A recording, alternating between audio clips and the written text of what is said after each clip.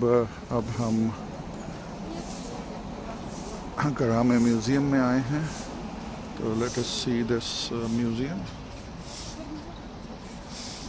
इस म्यूज़ियम की आपको सैर कराते हैं। जैसा कि मैंने आपको पहले भी बताया था कि करामे शहर जो है ये बेसिकली इसका मतलब होता है ब्लैक ऑयल। तो सी इस म्यूज़ियम के अंदर जाके देखें। ये जनाब हम म्यूज़ियम के अंदर आ गए हैं। यहाँ पे लिखा हुआ आ रहा है करामे the first big oil field of peoples Republic of China. 1952 में यहाँ पे ऑयल निकला था और ये तब से यहाँ पे ऑयल फील्ड बहुत बड़ी ऑयल फील्ड बनी हुई है। और अब हम इस ऑयल फील्ड को भी देखेंगे और हम इस म्यूज़ियम को भी देखेंगे। तो ये पूरा डेलीगेशन हमारा इधर है, साथ हमारा है। और ये आप देख सकते हैं सेंट्रल एशिया के सारे कंट्रीज से भी लोग आए हुए हैं। हम म्यूज़ियम के अंदर के हिस्से में आ गए। ये आप देख सकते हैं कि डायनासोर्स के एरिया पुराने बता रहे हैं कि इस इलाके में कितना पुराना ये इलाका है। तकरीबन ऑलमोस्ट कोई 4000 साल पहले इस किस्म के ढांचे इधर से मिले थे।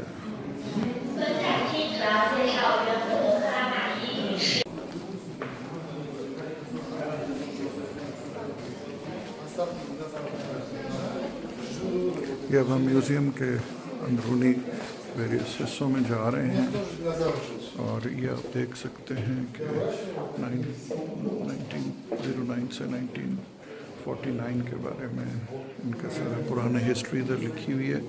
और इधर ऑयल कैसे निकलना शुरू हुआ था वो भी आप देख सकते हैं। जो पहला ऑयल वेल था इनका 1952 में जब ऑयल निकला इधर से, उसको भी आप देख सकते हैं।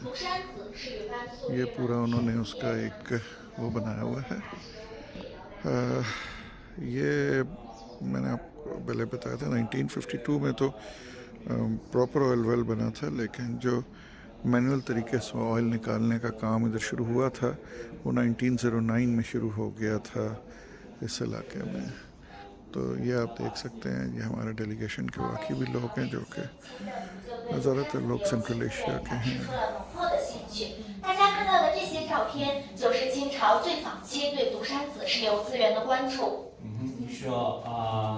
Сто или 200 лет назад у нас был еще династия Цин, наверное, вы об этом слышали. Там специалисты уже проявляли интерес в плане разведочная работа нефтегаза в этом районе. Там еще тогда еще не было нашего города.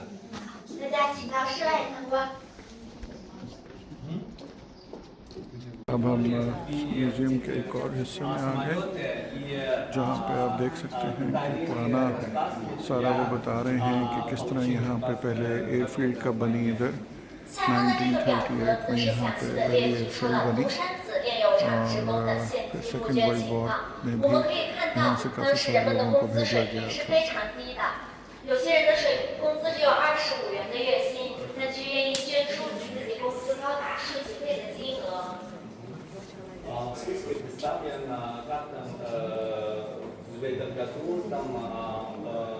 ये आप देख सकते हैं कि 1949 में 25 सितंबर को यहाँ से अपराइजिंग शुरू हुई और उसके बाद पीपल लिबरेशन आर्मी आई और ये सारा डिटेल्स इसकी आप पढ़ सकते हैं।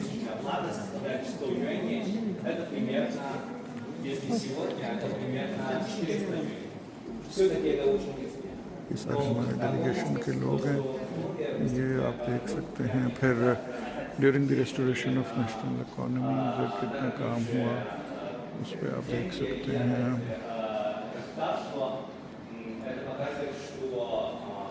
फिर आप देख सकते हैं कि इसमें जो China Soviet Union oil company جب ختم ہوتی ہے تو اس کے بعد شنگجان پیٹرولیم جو ہے وہ آتا ہے 1955 میں. چائنا کی سیلف ریلائنس شروع ہو جاتی ہے پیٹرولیم کی مصنوعات پہ. اور یہ بھی آپ دیکھ سکتے ہیں کہ یہاں پہ جب آئل ویلز سردیوں میں کیسے آپریٹ ہوتے تھے تو اس کے بارے میں یہاں پہ لکھ کے انہوں نے لگایا ہوا ہے. تو جیسا کہ میں نے آپ کو پہلے بھی بتایا کہ جو کرامے ہے یہ بیسیکلی یہاں پہ سارے ان کے آئل ویلز وغیرہ اور جو سب سے پہلا آئل چائنا میں نکلا تھا وہ ادھر ہی نکلا تھا یہ ساری وہ انہوں نے ڈپکشن کی ہوئی ہے.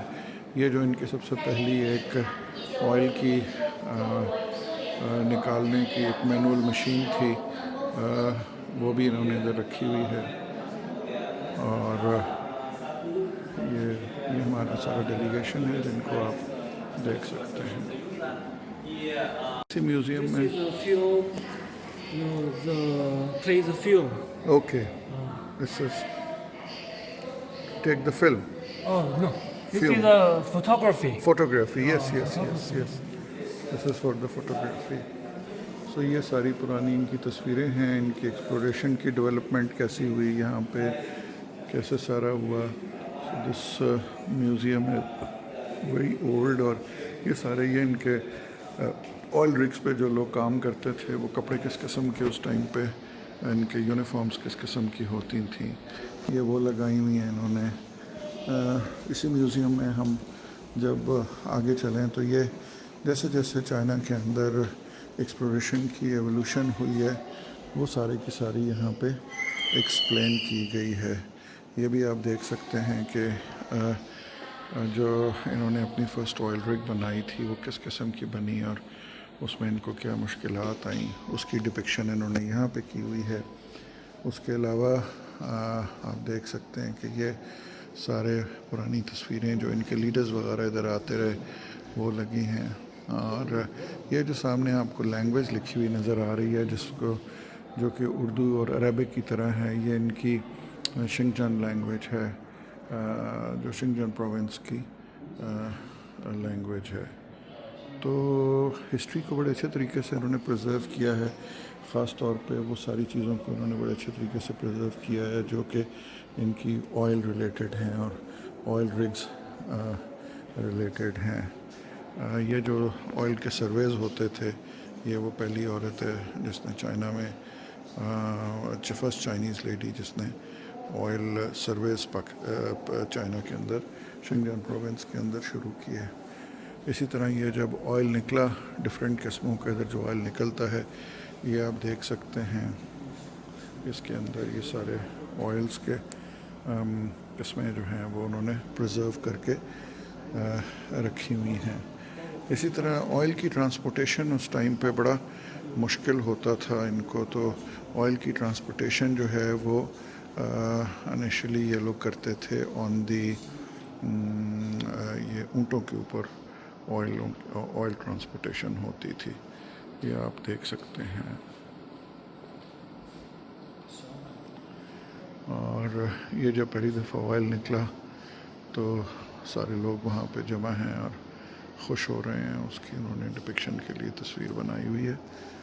تو جب آئل نکلتا تھا اور ساری یہ لوگ کھدائی کرتے تھے یہ بیسیکلی اس کی ڈپکشن ہے.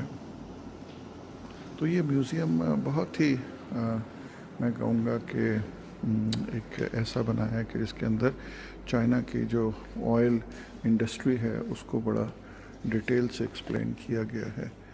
یہ آپ دیکھ سکتے ہیں کہ اس وقت ان کے جو لیڈرشپ رہتی تھی یا ان کا جو یہ ان کا ٹیلی فون کا نظام ہوتا تھا آئل فیلڈ کا اور یہ آفس ان کے لیڈرشپ کا آفس ہوتا تھا اس ٹائپ کا. اور دس از کرما ان 1958 The landmark. Okay. And during these years, changes. Oh, now 2025 is this. Yeah. We can see The same street, same places. 1958 میں یہ والی جگہ کرما میں اس طرح تھی پھر 1960 میں اس طرح ہوئی پھر یہاں پہ یہ 1972 میں ایک اسکوائر بنا یہ بنا اور ابھی اس وقت اس جگہ یہ ہے. تو یہ ساری پرانی تصویریں، یہ ساری پرانی چیزیں جو ہیں یہ آپ دیکھ سکتے ہیں اس میوزیم کے اندر. اور ریفارمز اور اوپننگ اپ جو چائنا کی ہونی شروع ہوئی وہ 1978 میں جو third plenary session of the 11th central committee of CPC ہوا تو اس میں ڈیسائیڈ ہوا کہ اوپننگ اپ شروع ہوگی. تو اس میں اس علاقے کی اوپننگ اپ بھی ساتھ ساتھ شروع ہو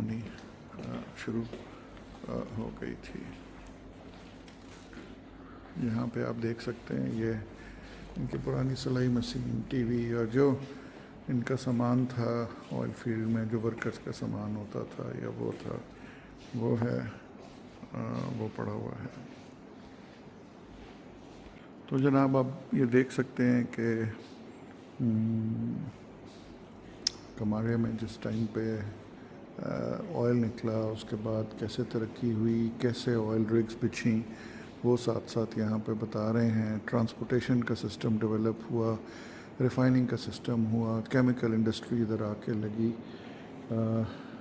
اس وقت بھی یہ جو شہر ہے یہ ابھی 2026 میں چائنا کا اس وقت one of the top oil producing cities ہے. آلدو اس کی پاپولیشن جو ہے وہ اتنی زیادہ نہیں ہے. یہ سارے پرانے گریموفونز اور ٹیپ ریکارڈرز اور وہ چیزیں ادھر پڑی ہوئی ہیں. اب یہاں پہ اگر آپ دیکھیں کہ بہت ساری ایسی چیزیں ہیں جو پاکستان میں ہم آج بھی استعمال کر رہے ہیں. یہ آپ دیکھ سکتے ہیں پہلا کمپیوٹر، یہ آپ دیکھ سکتے ہیں ریڈیو. اس قسم کے ریڈیوز ابھی بھی پاکستان میں لوگوں کے گھروں میں نظر آتے ہیں، پڑے ہوتے ہیں. ٹیپ ریکارڈرز، اس طرح کے ٹیپ ریکارڈرز وغیرہ ابھی بھی لوگوں کے پاس ہیں. اور مجھے اچھی طرح یاد ہے یہ ڈبل ٹیپ ریکارڈر بچپن میں نے بھی خریدا تھا ایک ٹیپ سے دوسری ٹیپ میں ریکارڈنگ کرنے کے لیے. تو وہ یہاں پہ اب میوزیم میں آ گیا ہوا ہے. اور ٹائپ رائٹرز، اس طرح کے جو آپ دیکھ سکتے ہیں، ویڈیو کیمراز، یہ سب چیزیں جو ہیں جو ہم کسی دور میں استعمال کرتے رہے ہیں اب وہ میوزیم کی زینت بنتے جا رہے ہیں. اسی طرح اس میوزیم میں جب آپ آگے چلیں گے تو آپ دیکھیں گے کہ یہاں پہ انہوں نے پورسلین کے برتن بھی رکھے ہوئے ہیں. یہاں پہ یہ برتن بھی بنتے رہے ہیں. اس کے علاوہ کرامے کے لوگوں کا میں ایک سوشل سٹرکچر ان کا ہے کہ جب یہاں پہ آئل نکلنا شروع ہوا تو پوری دنیا سے، پورے چائنا سے ادھر لوگ آئے اور ادھر آ کے آباد ہوئے. اور ایک اوپننس اس علاقے میں جو تھی وہ تھوڑی زیادہ تھی. یہ ان کے برتن ہیں سارے جو یہ استعمال کرتے رہے ہیں.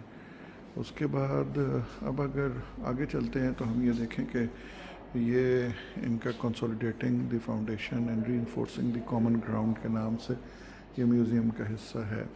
اس کے بعد ہم دیکھیں پریزیڈنٹ شی جی پنگ کے دور میں اور پریزیڈنٹ شی جی پنگ کے ایرا میں یہاں پہ اور زیادہ کام ہونا شروع ہوا ہے. اور جو آئل ریفائنریز ہیں وہ اور کیمیکل انڈسٹری جو ہے وہ کافی زیادہ یہاں پہ ہوئی ہے.